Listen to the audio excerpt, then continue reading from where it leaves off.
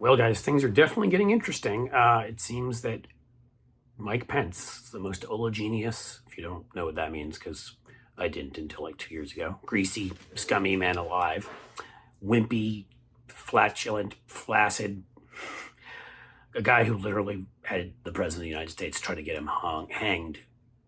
The president admitted that to Mark Meadows and still would not condemn Trump, still called January 6th a normal day like any other day. Well, it turns out he may actually be testifying in front of the January 6th committee. That would be freaking huge. Former Vice President Mike Pence, Wednesday, he'd consider testifying. How nice of him. He's such a nice guy. He said this on the Politics and Eggs podcast. Might as well give them credit. He said if there was an invitation to testify, I'd consider it. There's a invitation, buddy. You know they'd love to have you testify there. They just assume you're going to ignore subpoenas and they're going to have to go through the whole court process like with all your fellow other jabroni kangaroos. Okay, so Pence has actually said he's open to testifying. Maybe he sees which way the winds are blowing. Maybe the Espionage Act being used against his former boss who stole secrets and obviously maybe transferred nuclear secrets to Saudi Arabia and others has Pence finally thinking not about the country. He couldn't give two damns about the country or his fake Christianity. Mother won't let him eat alone with other women. That's being Christian. Taking away food from children, via the killing the child tax credit or things like that. Couldn't care less about stuff like that. Seems like Jesus would have been in favor of children eating. Obviously, it would be unprecedented if he were to do this. And I kind of wonder what the guy would say under oath versus what he has said so far, where he's tried to act like nothing that big happened when there are people there setting up makeshift gallows to hang him because he was in the line of command and they wanted to get rid of everybody behind Trump. Also, what would he say about the fact that Chuck Grassley tweeted out that Mike Pence wouldn't be there that day and that he would be the one counting the electoral votes? Oops, I was wrong about that. What did Chuck Grassley know? Why would Chuck Grassley think he did, like for either the first time, I'm not sure of every time in history, but one of them that another senator who wasn't the vice president would be certifying? Did he know Pence wouldn't be there? Did he know it's because the Secret Service would take him off somewhere and do God knows what? Did he think he'd be hung by then? Hanged, sorry. What did he think?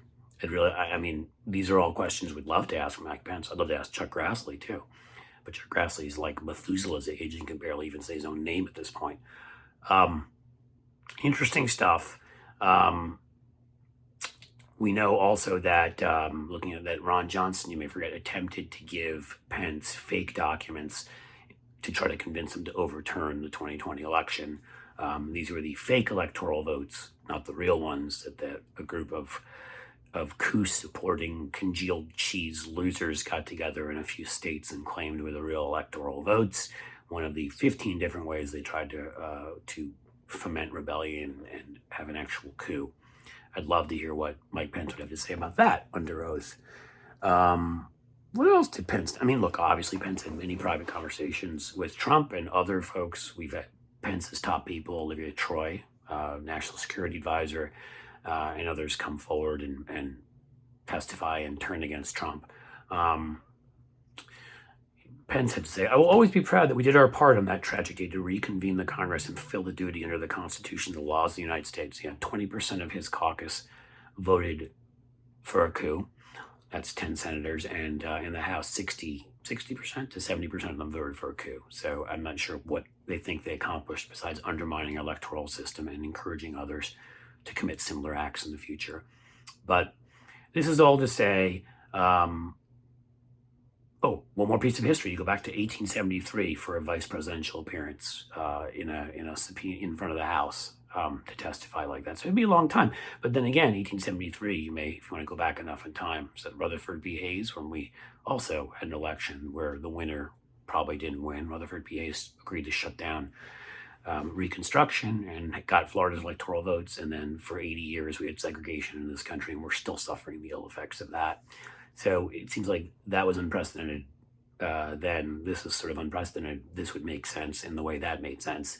Pence is a slimy, scummy politician out for himself, doesn't care about anybody else, all about power and mother. We'll have to see what happens, but just the fact that he may end up agreeing to testify is freaking interesting. Guys, please subscribe. Tell your friends too. We're growing rapidly, but we need to grow more rapidly if I'm going to put more time and even do more videos. Definitely turn on your notifications. Definitely send out to your email lists recommending this. Put on your Facebook page. Say, hey, Cliff Schecter's show is great. You should sign up.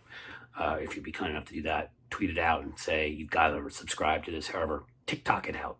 Do a dance and tell people during that dance they should sign up. Like and comment. Thank you for being here. I truly appreciate it.